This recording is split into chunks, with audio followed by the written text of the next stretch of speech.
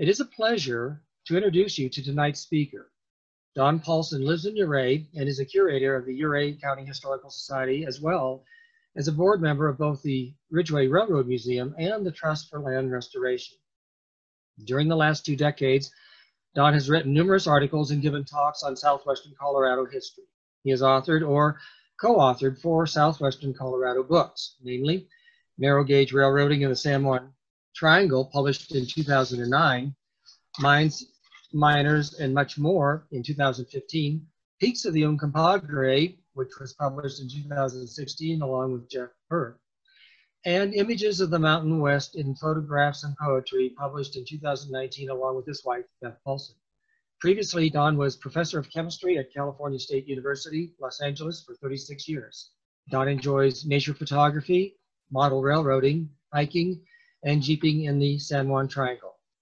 So without further ado, I'm going to go ahead and stop my video and turn the meeting over to Don. Thanks, Kevin. It's a pleasure to be here tonight to talk to you about mining, which is one of my passions, the history of mining. So let's get started. Let me get my PowerPoint up here for you.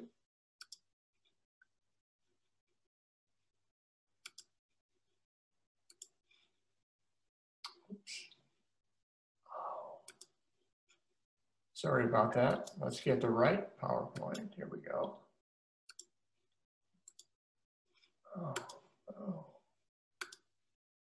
Okay.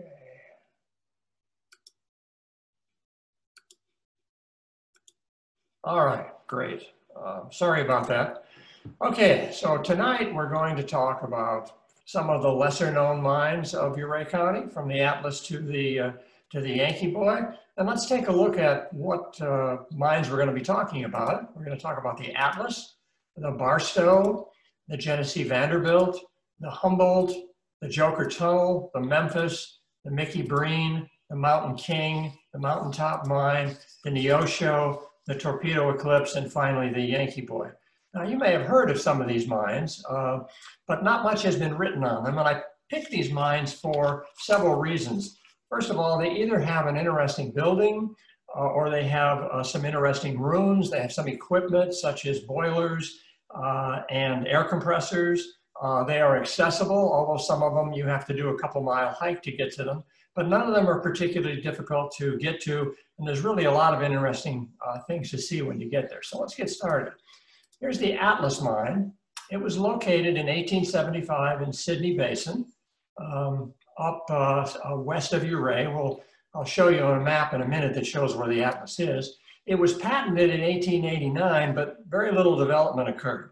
I need to spend a minute telling you about the difference between patented and unpatented mines. And when a prospector finds a mine, they would dig around, they would find an outcropping, they'd find a little ore. They would go and put either stakes or rock cairns at the corners of their claim. The claims were often 300 feet by 1,500 feet, about 10 acres. They varied in different mining districts. And then the prospector would go into town, give some instructions generally where the mine was, and pay $5. That's all he had to do to start taking ore out. However, he had to put in $100 a year in improvements to the mine in order to keep possession of it.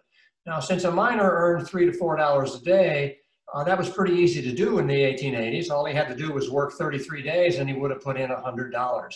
He could build a shaft, he could build an adit or a tunnel, he could put in buildings, and he had to do that every year. If he ever stopped doing that, the mine would return to the government and it could be located by someone else. Now, in order to keep the mine in your possession forever, you had to patent it. And what was required for patenting a mine was getting a survey, purchasing the land from the US government, putting in $500 worth of improvements, and an assay to prove that you had valuable ore. Now, in the 1880s, that cost about $1,000, much more than most prospectors could do. And so what they did is they located a mine, worked it for a couple of years, and then either sold it or gave up. Somebody else would come in and locate it. They'd work it for a couple of years and give up. Finally, someone would patent it, and then it was their property for theirs and their heirs in the future. It was sold in 1904 for $15,000 to investors led by C.N. Carroll. In the lower left-hand corner here, this is part of the survey for the patenting of the mine in 1889. By 1908, Carroll had amassed 38 claims up in Sydney Basin, 366 acres. This is the original adit. I hope you can see my pointer that's going across the screen here. There's the original adit for the Atlas mine. Way up in Sydney Basin, you can see the waste rock pile out here in front. And this is from my collection of mining certificates. This is one for the Atlas mine in 1912. In 1906, they built a tunnel which was 900 feet below Sydney Basin. It was called the Chattahoochee Tunnel, and it went 600 feet above the Revenue Tunnel, which is currently Ouray Silver Mines, and 900 feet below Sydney Basin. And at 900 feet in, it reached the Atlas vein, and they were able to then mine the ore at a much lower elevation, and they could drop the ore down rather than having to hoist it to the surface. They had a Bleichert double road tram installed. The Bleicherts were two German brothers who invented this. This is the upper tram house at the Atlas mine. And you'll notice that there are two ropes going in and two ropes coming out. This rope is thicker, and this is the stationary rope. The ore bucket, which you can see here, rode on the stationary cable with wheels, and this cable continuously moved.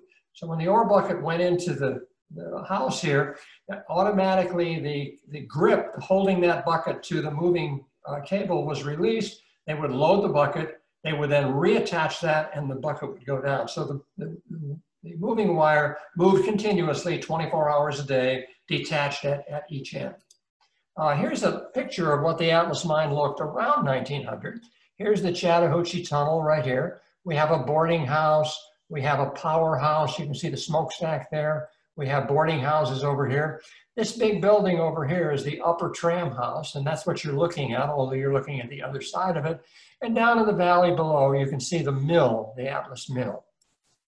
Now, where is this located? You're going to see a lot of these maps tonight. This is the city of Ouray, and this is a $1 million highway, Highway 550. This is the Camp Bird Road. The Camp Bird mine is right here. The Revenue mine is right here. And this circle up here is the original location of the Atlas mine up in Sydney Basin. This fork here, this goes up into Yankee Boy Basin. This road goes up into Governor Basin. This is Sydney Basin. So here's the original location of the Atlas, and here's the Chattahoochee Tunnel. It can be accessed from this curve on the road by hiking down a trail that's about a half mile long. And we'll get some pictures of what it looks like today in a minute. This is the mill they built. Here's the upper tram house up at the Chattahoochee Tunnel. Sydney Basin, of course, is up way over here. Here's the mill. It was built originally as a 10-stamp mill and was soon enlarged to 20 stamps. Here's another picture of it. You can see the powerhouse here, the boarding house. Here's the lower tram. So this upper tram started here, went all the way down and into the mill here. Now the mill had a Blake crusher, and that Blake crusher allowed them to crush the ore to about 1 to 2 inches in diameter so that it could be further crushed in the stamps. They had 2 Wilfley tables and 2 Fru Vanners. I don't have time to go into talking about how those work, but they separated by gravity. The lighter material, the useless material, it fell off the tables, and the heavier minerals of gold and silver and lead, zinc, and copper, those remained on the tables. This was part of the separation process. And then in 1917, they installed flotation tanks. Now, the first installation of flotation tanks in the world was in 1905 in Australia. So this is a pretty modern process. It's very complicated, but essentially what flotation does is you take a bucket of water and you put the finely crushed ore in the bottom. You add some oil, and that oil is very proprietary for each mine. And then you bubble air through it. And of course, that will cause a foam of bubbles on top of the water. And if you change the oil that you added, you can selectively get only the zinc ore, only the copper ore, only the lead ore, or only the gold and silver. Works very well. With all of these processes, the Atlas was able to recover 90% of the ore value. Then, of course, the concentrates were shipped on this road down to Ouray and then to the Pueblo smelters by the DNRG. So here's some maps of the mine itself. This is a vertical diagram, so we're looking up and down here. Here's the Chattahoochee Tunnel, which is way over here, coming through. Here's the original tunnel of the Atlas mine, and here are the original workings. Well, I've got those in the next drawing, sorry. Down at the bottom here, we have a plan, and now we're looking down vertically on this. So here's the Chattahoochee Tunnel right here that we saw, and here are the original workings, and there's the tunnel entrance up in Sydney Basin. There was another, they owned a lot of properties here. As I said, they had 330 acres. There was another tunnel over here called the San Pedro Tunnel, which they also took ore out of. Now, this is a Sanborn insurance map. We have a bunch of these in the Ouray Museum. We have all of the Sanborn insurance maps from many, many mines in the Ouray area. And they're all 1908. So we have a snapshot of what the building and structures looked like in 1908. So down here at the bottom, we have the Chattahoochee Tunnel. We have a boarding house here. We have the powerhouse, the air compressor here, another boarding house, a blacksmith shop. Here's the upper tram. This was all covered in snow sheds so that they could work in the winter months. This is the mill down below. It says here that it's a 10 stamp mill, but it was actually enlarged to a 20 stamp mill. Here's where the upper tram comes in, and excuse me, where the lower tram comes in, and here's the upper tram. Here's a piece of document that we have in the museum, and I just thought it was interesting. For the Atlas mine, the miners paid $1.15 a day. So they were making $3 a day. So they were paying more than a third of their salary for room and board.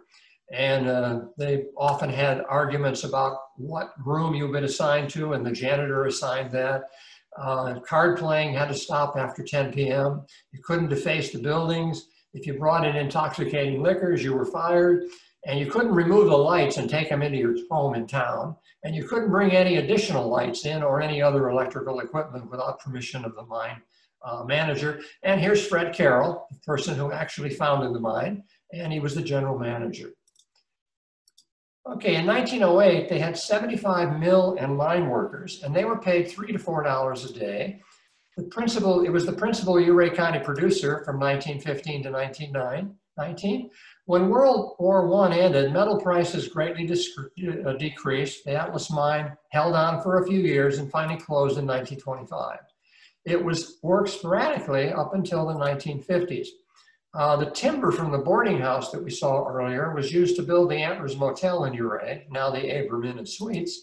And this is a picture of the mill in the 1940s. Here's the upper tram house entrance right here. Here's the boarding house.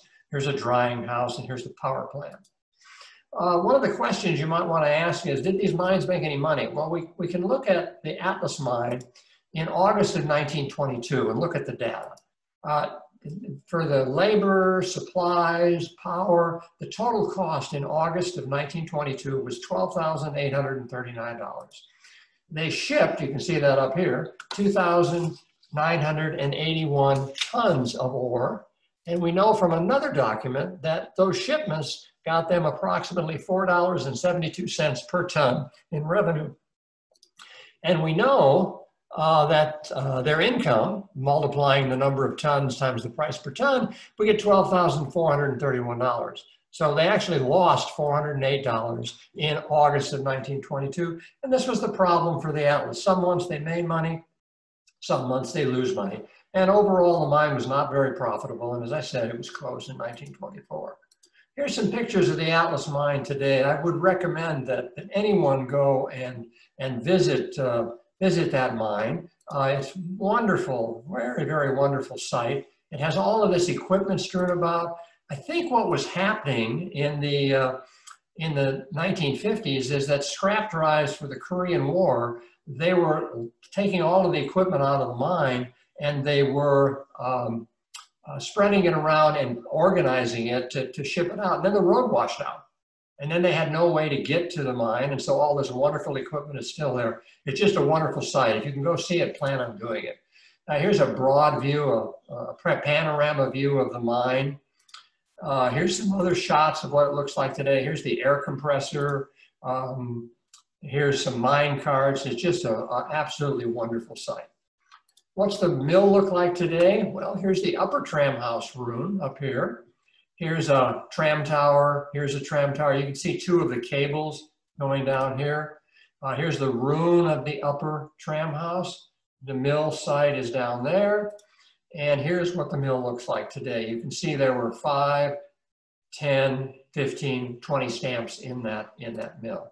Okay, let's go on and look at the Barstow mine. It was located in 1899 on the southern slope of Hayden Mountain in the Ironton Valley. This is the earliest known picture we have it. It was actually the only profitable mine on the north side of the Ironton Valley. The original adit is up here. There was another adit down here. You can see some waste rock. This is a sorting house, no mill yet, a boarding house there.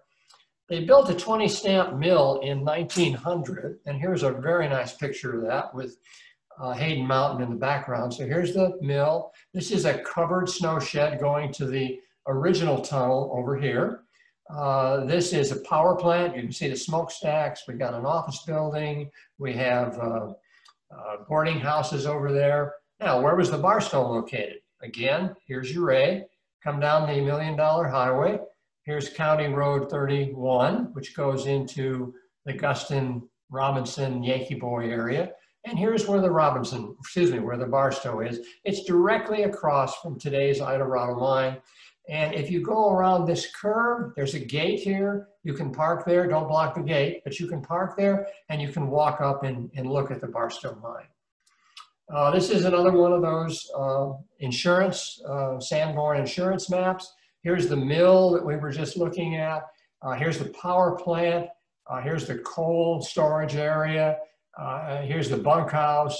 Here's the drying room where they dry the ore. Office buildings over here. And here's a 500-foot tramway that went from the mill up to the upper level. And here's a track that went to the lower level tunnel.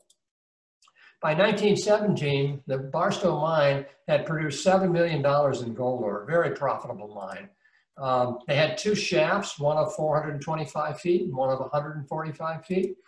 They had 2 tunnels, both 3,200 feet. And they had 1,300 feet of underground workings, more than almost 2 miles of underground tunnels. They had 2 light crushers inside the mill. Again, that crushed the ore so it could be put into the stamps. They had 20 stamps and 20 Wilfley tables, a pretty good sized mill. So here's a picture of the area. This is Hayden Mountain. Here's the waste rock from the upper. Here's the upper tram tower up here. Here's the mill, other buildings around there.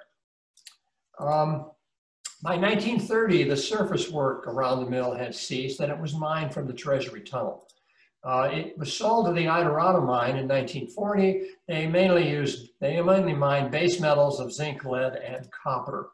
So what's the Barstow look like today? Well, these 4 piles of large timber here, these are the bases of the stamp mills. And the stamp mills were set up in groups of 5. So we have 5, 10, 15, 20 stamps. All of the metal has been scavenged and sold, but you can see these big, thick beams down here. Now, why did the stamps need those big, thick beams? Well, the concrete that was available around the turn of the century could not stand the pounding of the stamps, and the concrete would soon break and crumble. So all of the stamps in the late 19th and early 20th century, they were all built on very substantial wooden benches. And the pounding, the wood could take, but concrete could not take. And here's an upper part of the mill there. Here's another picture. Here is you can see these timbers sticking out over here. Here are the timbers over here. Ruins of the mill. Here's this enormous waste rock pile from the upper level. So the upper tram went from here down to the mill. So what's the Barstow mine additionally look like today? Well, this picture is taken from the upper tram house area, and you can see all the enormous waste material for here. So lots and lots of ore was milled at this mine. Here are those stamp bases. Here's more of the mill ruins. Lots of interesting equipment. Until, of course, this is the ubiquitous double oven, which I've seen at So many mines up in the San Juan Mountains. Really fancy oven. And here's a picture of one of the other adits further up the trail. Actually, this is up in Spirit Basin. Okay, the next mine I want to look at is the Genesee Vanderbilt mine. It was located in 1882 and patented in 1883. So it was immediately known to be a good producing mine, and that's why it was patented. The Genesee was sold for $20,000 in 1883. And if you want to know what that is in today's money, multiply it by 25. So we're not talking about trivial amounts of money here. The Vanderbilt was located in 1883 and patented in 1886.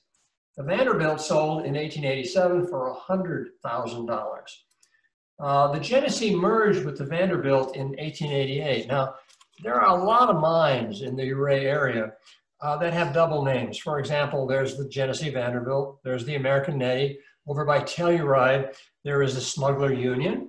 And so why do we have these mines with double names? Well, it all goes back to the 1872 mining law, which is pretty much still in effect today, although some of the figures for buying the land have increased. But the law says that if you have a claim and there is an ore outcropping on your property, you can follow that vein wherever it goes. It doesn't matter if it goes into someone else's property. As long as it's still the original vein, you can follow wherever it goes. However, if that vein stops and starts up another 2 feet beyond, you can't cross that 2 feet. So you can imagine that this made a sort of a heaven for lawyers. And the Genesee and the Vanderbilt fought for a number of years, spent lots and lots of money fighting about whose ore it was. And finally, they decided it would be better if they just merged. So by 1906, they'd taken out $6 million in silver ore. So here's a picture of the Genesee Vanderbilt around the turn of the century. This road right here in the middle is the Otto Mears Toll Road going from Ouray to Silverton. This is the main line of the Silverton Railroad, which you can see going here and around the corner. Now, this has nothing to do with the Silverton Railroad, with the Durango and Silverton Railroad. This is a railroad that Otto Mears built in 1888 to 1889. He started in Silverton, built it up over the top of Red Mountain Pass, down into the Ironton Valley. And the DNRG had made a survey of this, and they said it couldn't be built. So Otto essentially used their survey and built the railroad. At any rate, so that's the main line. You'll notice right here that there's a switch, and the track goes in here into the mine. This track over here is actually one of the spurs for the Yankee Girl. The Yankee Girl is off to the left here. And this was the coal spur for the Yankee Girl. Farther on down off this picture here is another spur, which was the ore spur for the Yankee Girl. So this is the same area. You can see the same 3 smokestacks. Here's a better view of that spur that goes into the Genesee Vanderbilt. Now, what did they get paid? This is 1896. The miners got $3 a day. The trammers, those are the people that work the ore cars in and out of the mine, they got $3 a day. The cagers, people that work the shafts and the mining cage up and down the shaft, they got $3 a day. Ore sorters, $3 a day. You had to have considerable knowledge to be an ore sorter. You had to know which chunk of rock you should throw away and which you should keep. And they were often miners who had been injured, and they would spend the day sorting ore. We had timbermen. Notice they a little tick up in the amount. The timbermen were protecting the mine adits and tunnels from collapsing. They were paid a little bit more. The blacksmith made $3.50 a day. The engineer made $4 a day, and the foreman of the mine made $6 a day.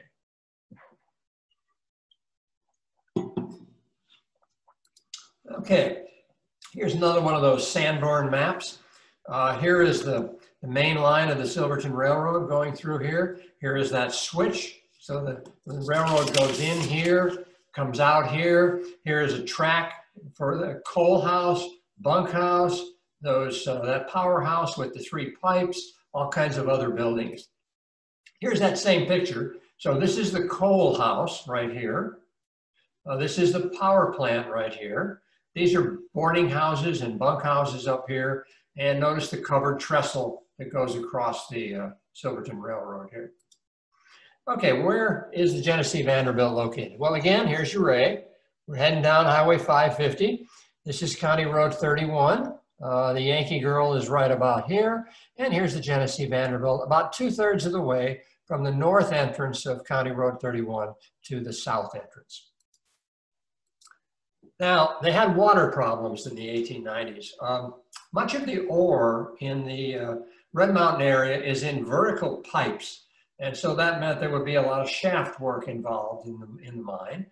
And of course, what does a shaft do in the mining area? It fills up with water. They had to pump the water out of the shaft, and the pH of the water could be as low as 2. And that meant that the pipes that we're using to pump the water out, would degrade in a very short period of time. And so this caused a lot of problems. The silver crash of 1893, when the US went off the silver standard, the price of silver went from $1.40 an ounce to 50 cents an ounce overnight. Most of the silver mines on Red Mountain couldn't take this, and many of them closed by the turn of the century. Over the years, between 1900 and the 1940s, it was leased. ASARCO, the American Smelter and Refining Corporation, did a lot of development work in the 1940s. Here's a picture of some of the buildings that were there in the 1940s when ASARCO was involved in it. During World War II, the mine produced 240 tons per day of mostly lead, copper, and zinc, the so-called base metals. And it continued producing ore into the 1970s. Here's a picture of it today. This is the main line of the Silverton Railroad. Silverton Railroad was shut down in 1920, and so you can see there was a lot of mining done on top of the grade of the Silverton Railroad. This is a picture looking directly into that. This is the main adit for the Genesee Vanderbilt mine. The government has concreted the portal here, but there's still a lot of interesting track and a lot of interesting things to see at that site. Okay, my next mine I want to look at is the Joker Tunnel. We talked about the water problems on Red Mountain. We didn't talk about the fact that these pipes that were filled with ore, as you went lower and lower in elevation, the value of the ore, the amount of gold and silver in it was reduced. So not only did you have water filling up the shafts, but you also had to haul the ore out of the shaft up to the surface. And the longer you had to haul it, the less money you were getting for it. So serious problems there, or the oil hoisting. So George Crawford, who was a friend of Otto Mears, lived in Durango, he got the idea that we should build a tunnel thousands of feet or hundreds of feet below these mines, which would allow the shafts to drain and the ore could be dropped down instead of being hoisted. So the tunnel was dug between 1904 to 1907, and it was dug on a direct line to the Genesee Vanderbilt shaft. So here's another one of those Sanborn insurance maps. Here's the Otto Mears toll road over here. Here's the Silverton Railroad coming through here. Here is the Joker Tunnel right here. And by the way, don't you think Joker is just a wonderful name for a mine? Anyway, here's the Joker Tunnel. There's a carpenter shop. There's a blacksmith shop. The waste ore was dumped here. The good ore was taken over here, loaded into the railroad on the platform. The coal was unloaded here. Here's the powerhouse, and here's the boarding house.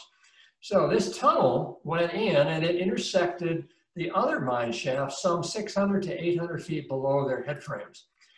This is a picture of one of those laterals. So here's the Joker Tunnel heading straight for the Genesee Vanderbilt. So here's a mine before the Genesee Vanderbilt, maybe the Guston, maybe the Robinson, and it's going out to that particular area.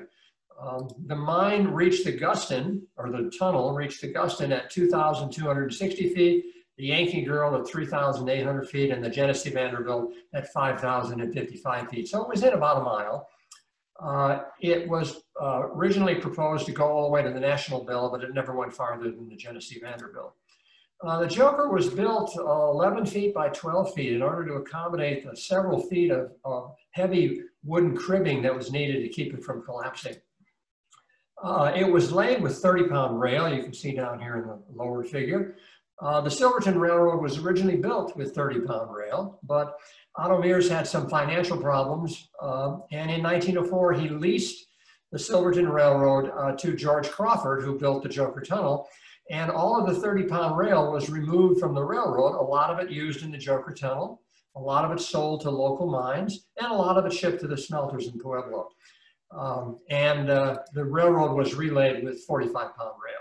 It was able to drain 1,200 gallons per minute, so it was really very successful. And it was worked well into the 1940s and allowed a lot of people to make a living with the ore that was taken out of it. Okay, where is the Joker Tunnel? Again, Ouray, Highway 550. Here is County Road 31. It's right before the first switchback after you are driving through the Ironton Valley. So it's on the south side of the road, southeastern side of the road, just before that switchback. You can see the boarding house very plainly from the highway.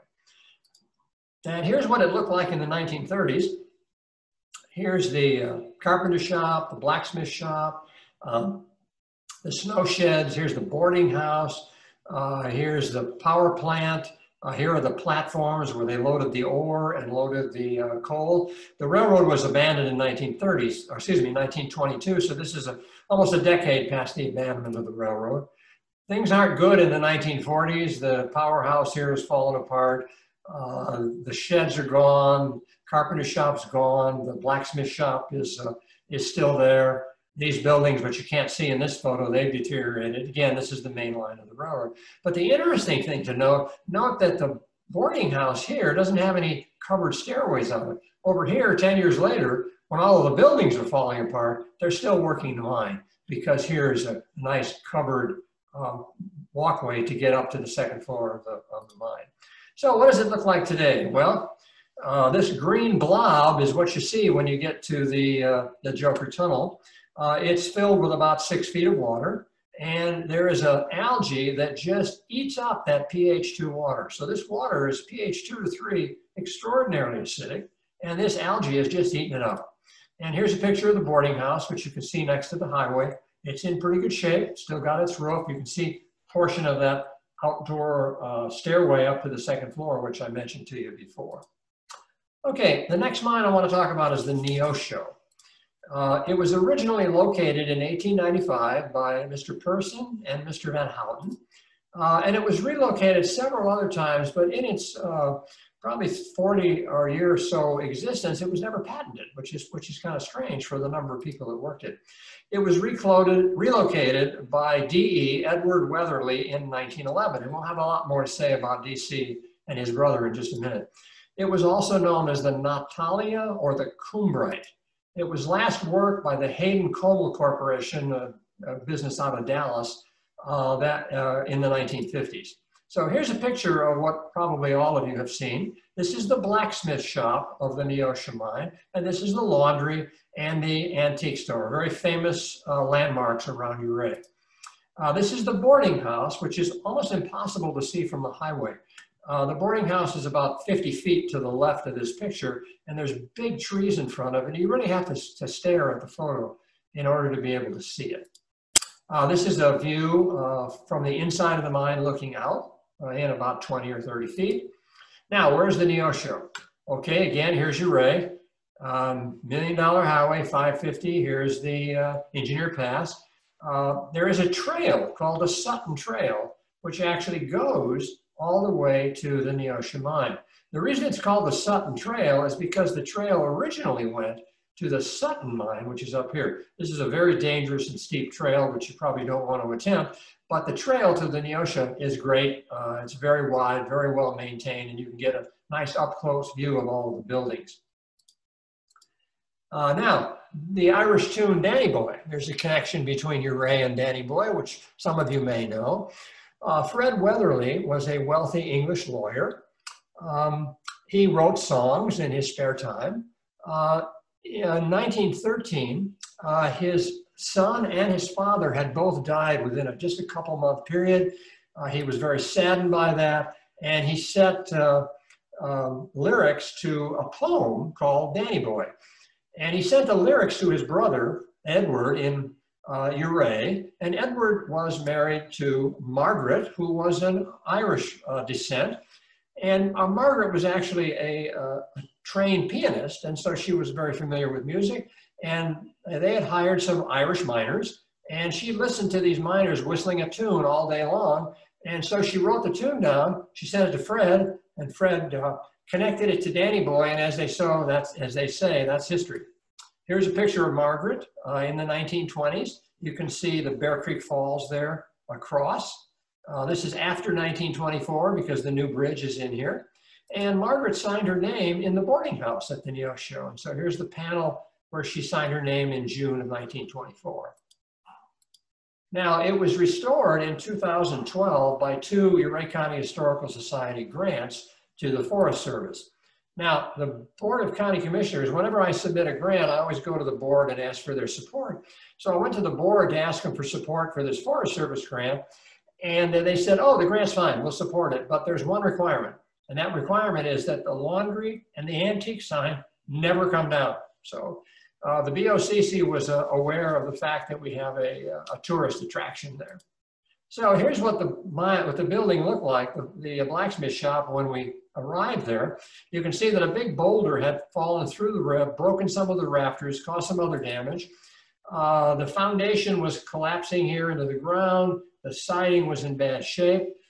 We had a grant, we fixed it. The Ouray Trail Group carried all of the roofing material, all of the lumber in there.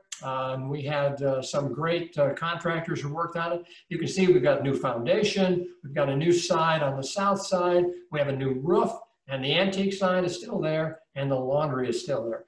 I've been told that Roger Henn and some of his cronies actually put that laundry up there in the 1970s. I haven't confirmed that, but that's the story that I've been told. Okay, our next mine is the Humboldt mine. This is one of my favorite mines. It's in Governor Basin above the Mountaintop mine, and the Humboldt is over 13,000 feet where it's located. It was located in 1910, and by 1913, there were 28 employees. So here's all 28 of the employees in front of the mine building, and these people are standing at 13,000 feet, so it might be July for all we know. Here's a picture of some timber being hauled up the trail.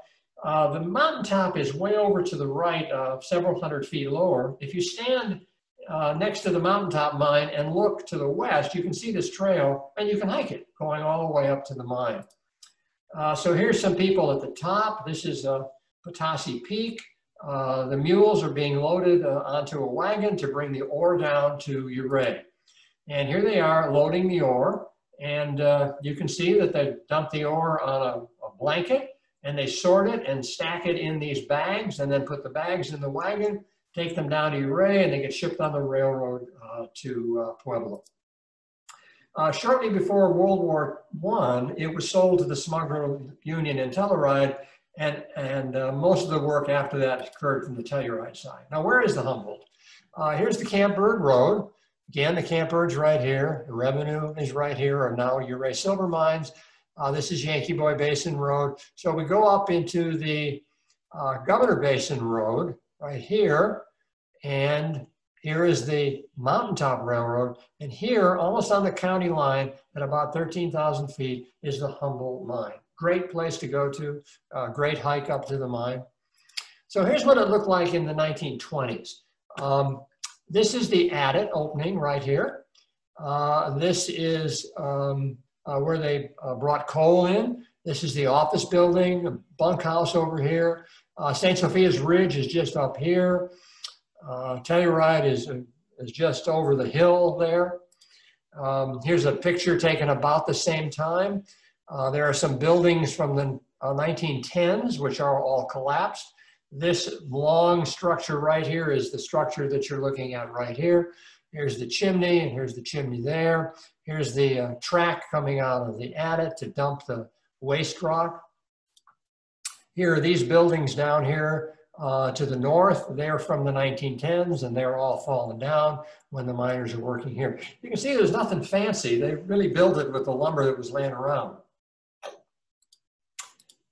Now, let's see some things you can see when you get to the Humboldt. Well, this is a carbide, a calcium carbide can. They're everywhere. Almost every mine that's on my list that we're talking about tonight, almost all of them have a carbide can. You can tell it because it's got ribs on the bottom, slightly shorter ribs on the top, and a flat surface around the middle that said Union Carbide. And of course, as many of you know, calcium carbide, if you add water to it, makes acetylene, and you put an acetylene torch on your head, and you've got a nice light for your mining work. This is interesting. This is a compressor that's underground. So in 1913, the Compressed Air magazine had an article about this type of a very lightweight, small air compressor that could be put underground. And so you could work on the mine. You could get your compressed air closer to the drills so that you weren't going to lose a lot of pressure on the way from outside the mine into workings, which might be more than a mile inside.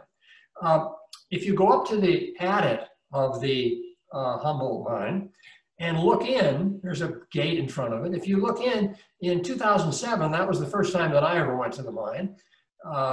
With Tom Hillhouse and Mick, a whole bunch of other people. We went up to look at a pass above the Humboldt. Anyway, this ore cart was in there, and today that ore cart's still there, although the mine is flooded now.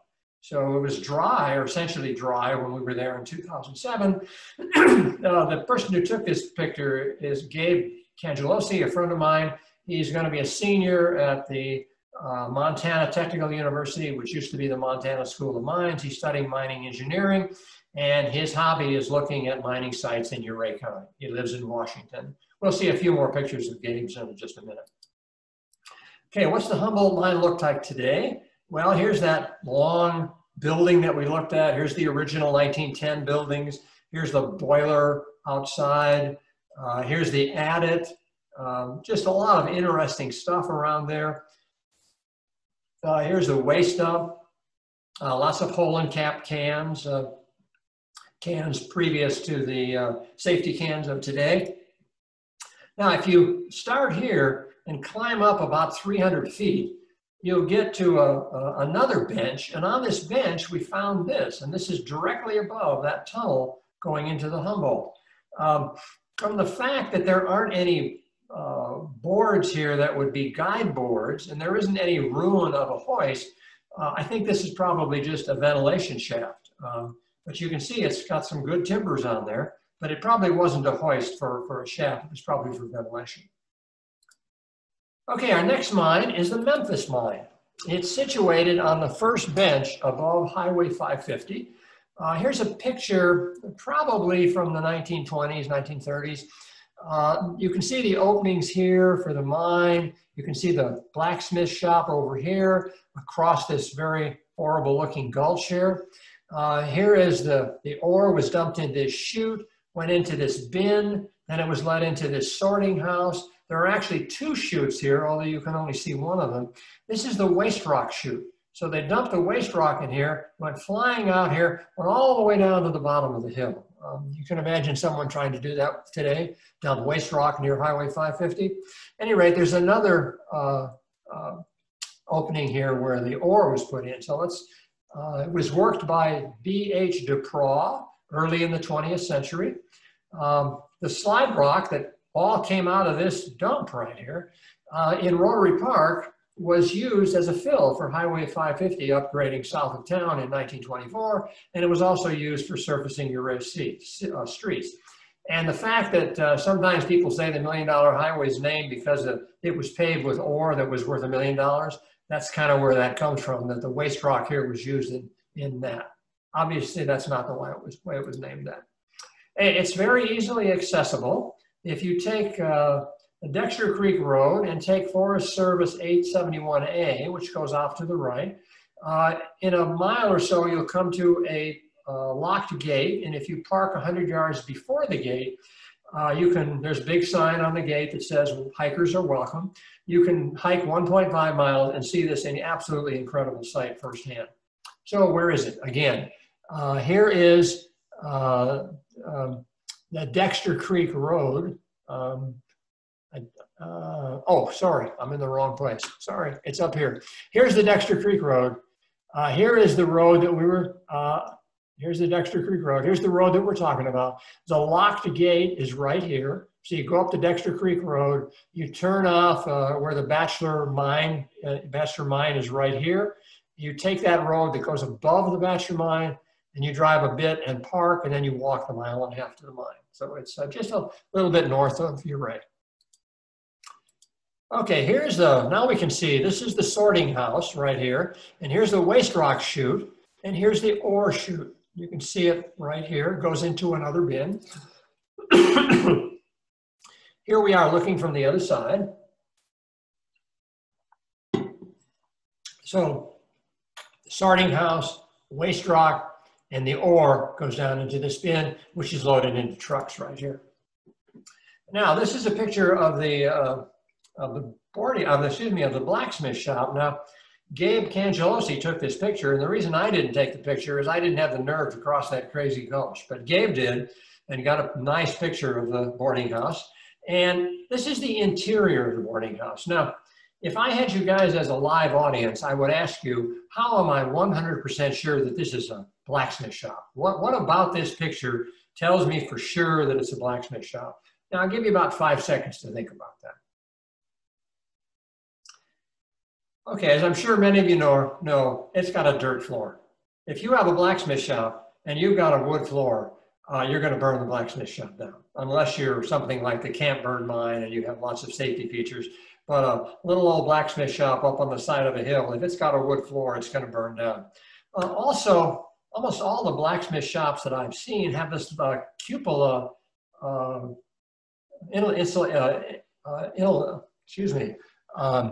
filtration device here. Lets the air, the hot air out the top. And most of the blacksmith shops that I've seen up in the high country actually have this. Okay, here's a picture of the boarding house. Now, the boarding house is on Forest Service land. The sorting house that we saw is on private land, so respect that, and please do not take anything away from the site. This is what the boarding house looked like before I got a grant to restore it. You can see the foundation is crumbling on the backside. The roof is in terrible shape. The floor is essentially gone. Half of the rafters are gone. Very bad shape. After we got a grant and repaired it, it's got a brand new floor. It's got new rafters. It's got a new roof. It has that foundation on the backside fixed, and so it's gonna last for another 100 years. Okay, the next mine I want to talk about is the Mickey Breen mine. It was located in 1874 by Milton Kline, who was the first mayor of Ouray. There's some confusion about whether it's the Mountain Monarch or the Mickey Breen. Much of the ore came from the Mickey Breen mine, but the mill, boarding house, tramway, etc., were built at the Mountain Monarch, although people today call that Mountain Monarch site the Mickey Breen mine. So we'll continue to call it that. Here's a picture from the 1890s. Here's the mill, the powerhouse. There was a tram that went up to the upper mine. So this is the Mountain Monarch site. The Mickey Breen is actually down the road right here. This is the men at the boarding house on the back side here. In 1917, they shipped $300,000 worth of ore. So it was a pretty good producer. It was worked heavily from 1942 to 1948 and mined intermittently in the later years of the 20th century. These are some of the buildings from the 1920s. The mine adits right here, a sorting house, etc. Where's the Mickey Breen mine located? Well, it's on Engineer Pass. You drive right by the loading dock here on Engineer Pass. It's about 2 miles up Engineer Pass. Here's the Mickey Breen mine in the 1920s. We have the boarding house, we have the adit, we have the powerhouse, we have the mill. You can actually see a tram tower up here. The loadout, which is there today, was built in the 1940s. This is the Mickey Breen mine here, and this is the loadout at what we now call the Mickey Breen.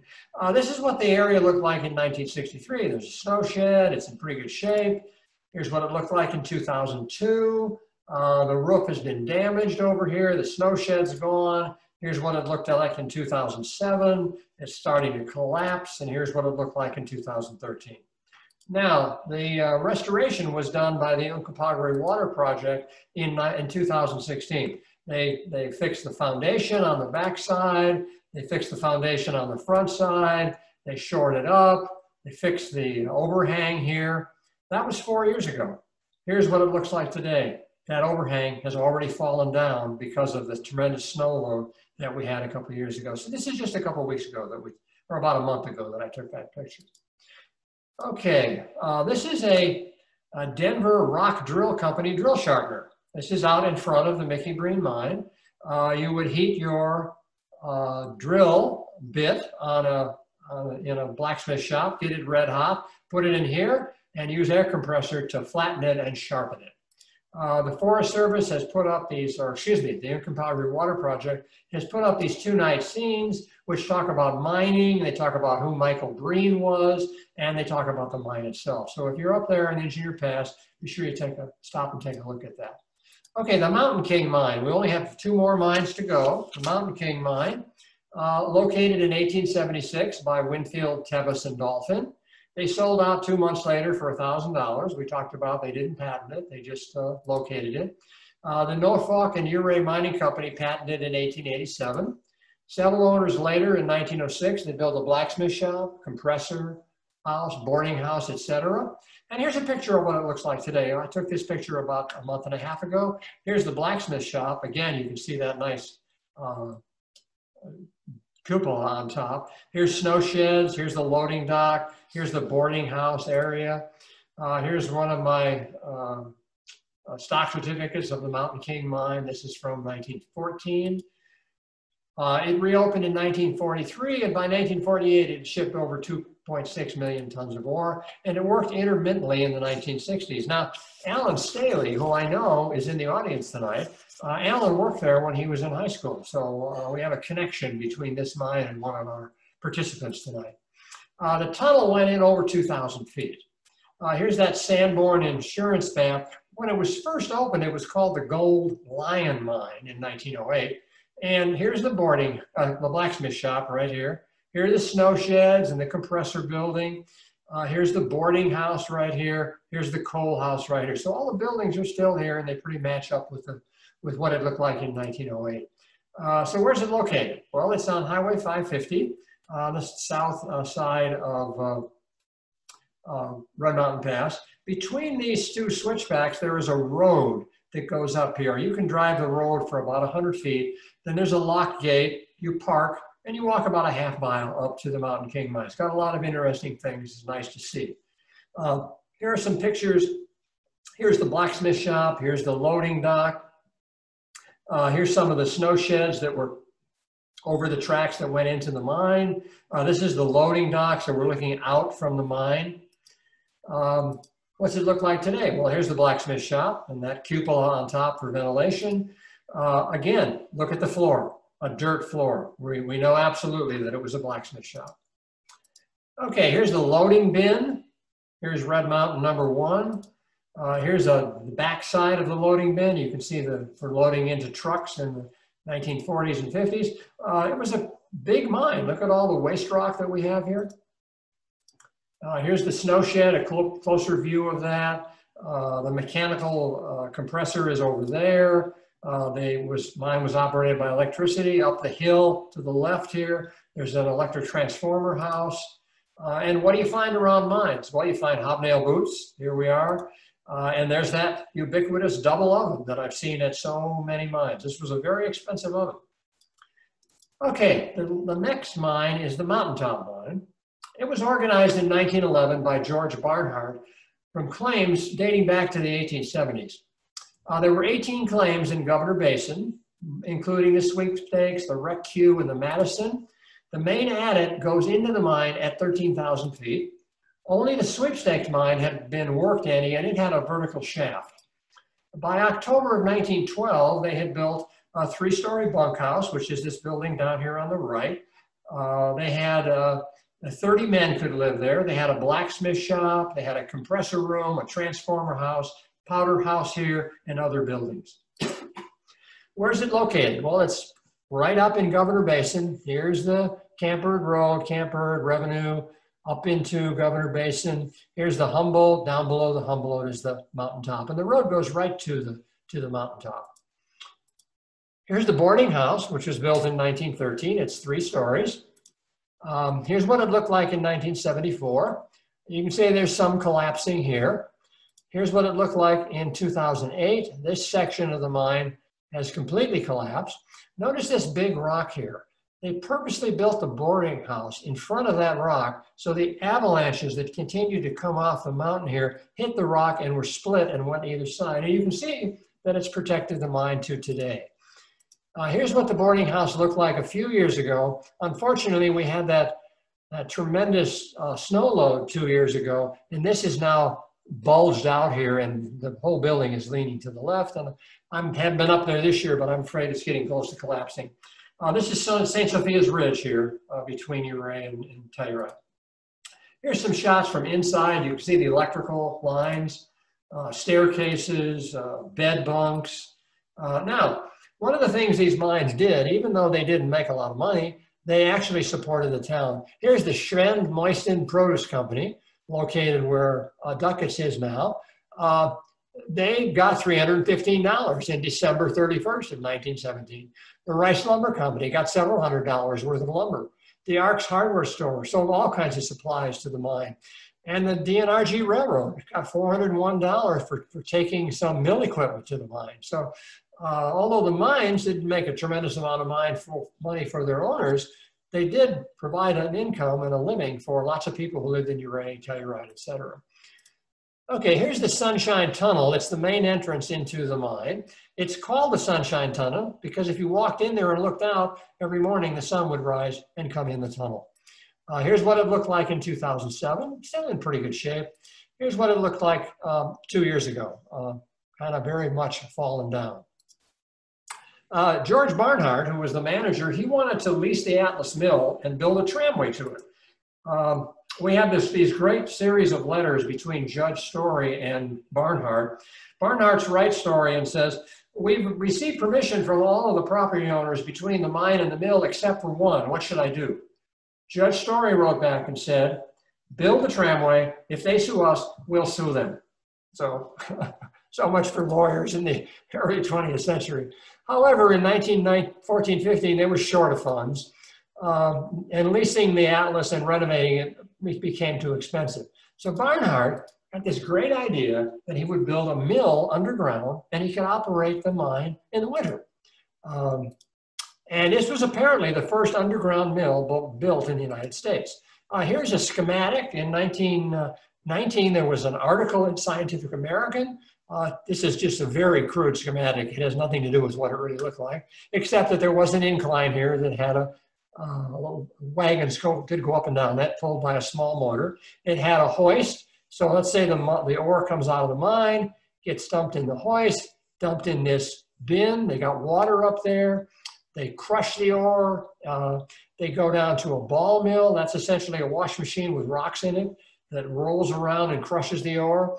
The roughing tables were Wilfley tables. They had flotation tanks. They had settling tanks, a very state-of-the-art mill for 1919. And here's the Sunshine Portal over here.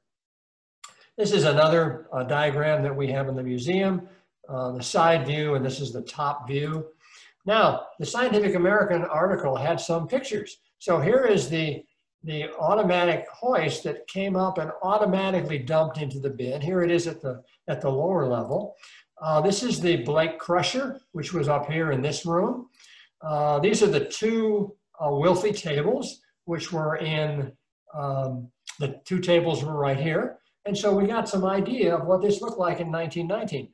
Kind of interesting. Wonder what it looks like today. Well, here's that Scientific American picture.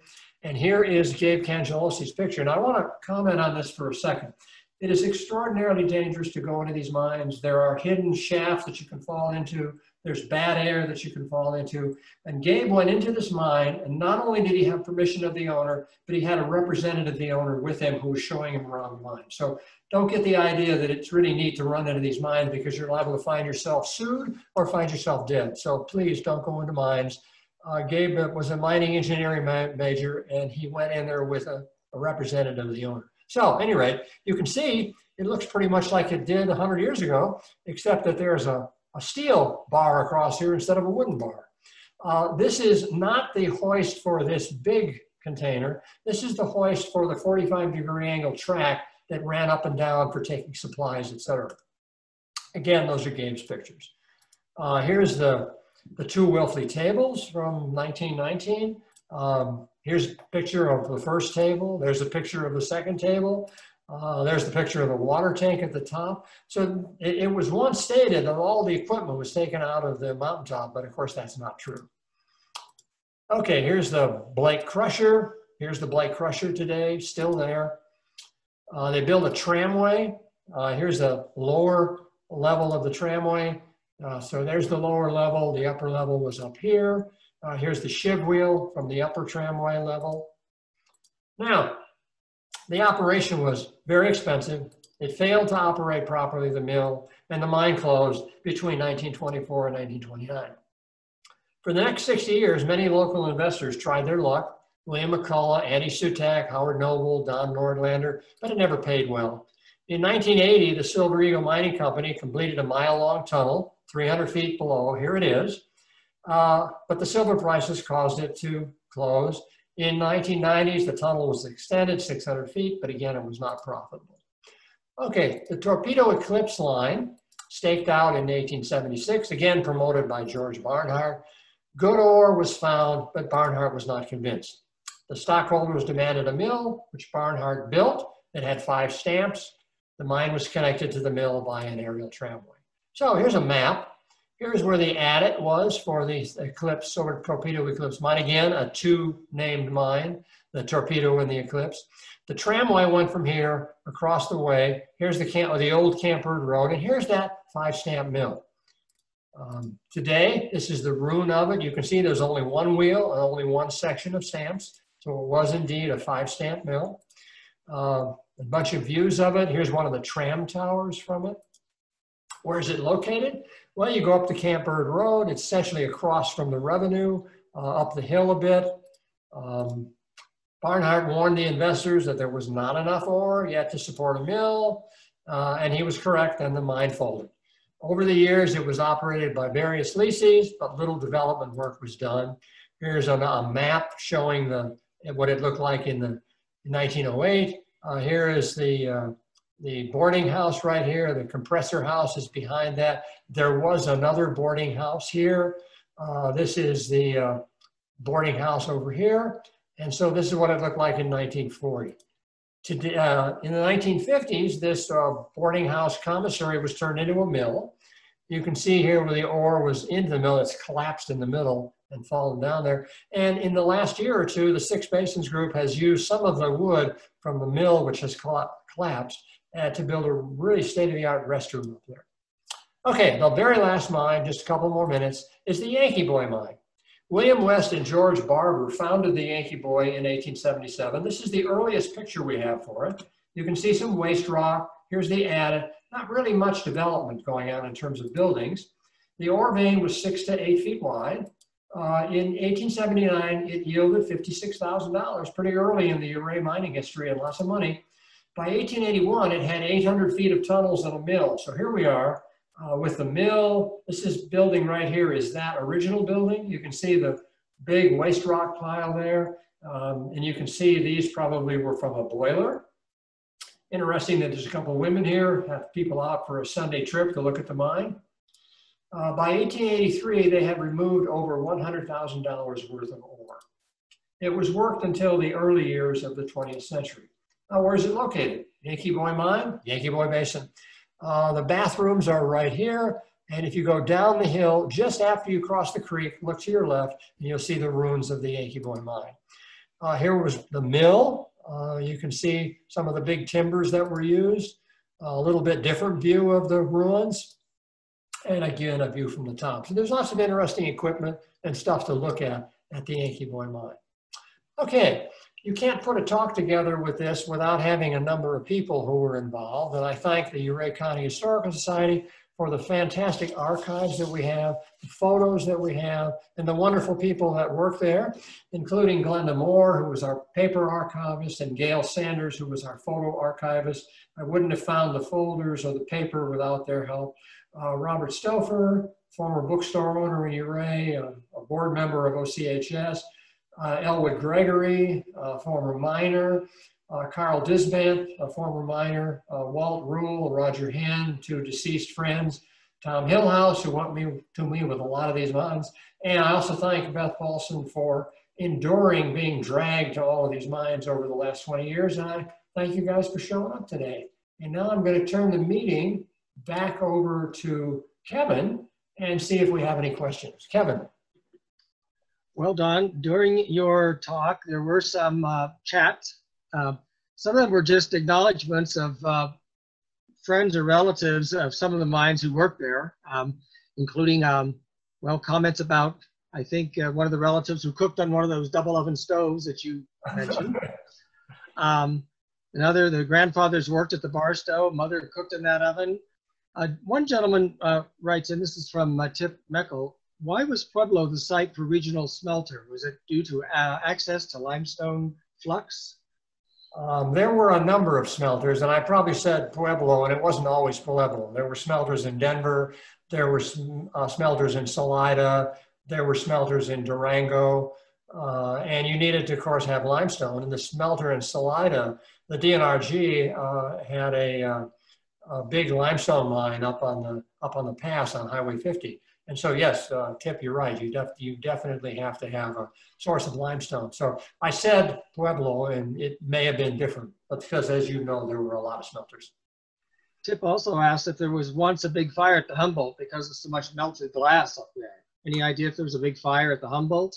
I don't. Yeah, there is some burned at almost every one of these mine sites. There's something burned. Pam Hayes writes, was the Memphis and Pony Express the same mine? I don't think so. I think those are different mines that are still up there north of Ouray. Okay. Art Dodd asked, besides the algae, is there any update on the condition of the water in Red Mountain these days? Well, the Uncompahgre Water Project is involved in another project with the Atlas Mill. If you go up to the Atlas Mill, you will see that there are no settling ponds. There are no waste piles up there like there are for the Idorado. Those mill tailings. And the reason for that is that when the Atlas was in business, they just dumped the tailings into the creek. And so there's all of the tailings are spread out on the creek that goes by the Atlas Mill. And so I think this summer, and maybe not this summer because of the coronavirus, but they have a project to move those tailings and move the water away from those tailings. So that's on the Camper side. On the Red Mountain side, they're still working. The Idorado mine is going to be here for another 100 years.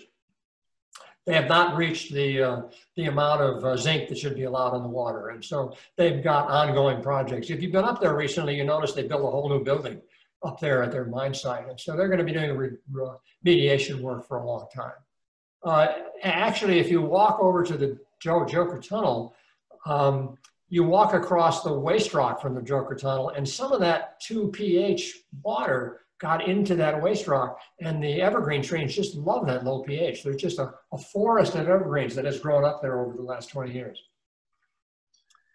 One of the other viewers, Pam Stouffer, asked whether the presentation will be made available on the website.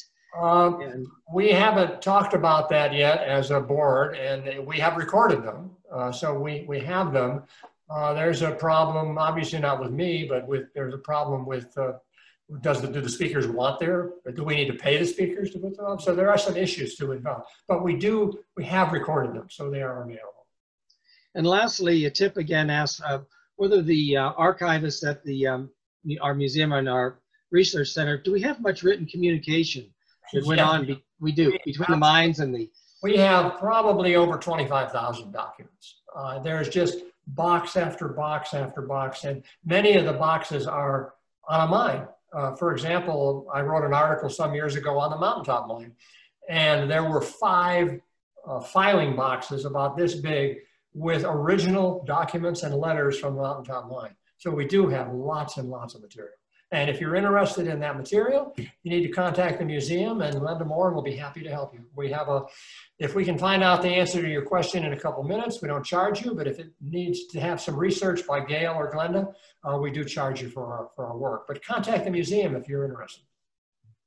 Well, that pretty much sums up most of the questions, other than to say that perhaps once when the pandemic ends, they're looking forward to future hikes and tours by you to go up to some of these mines. Thank you.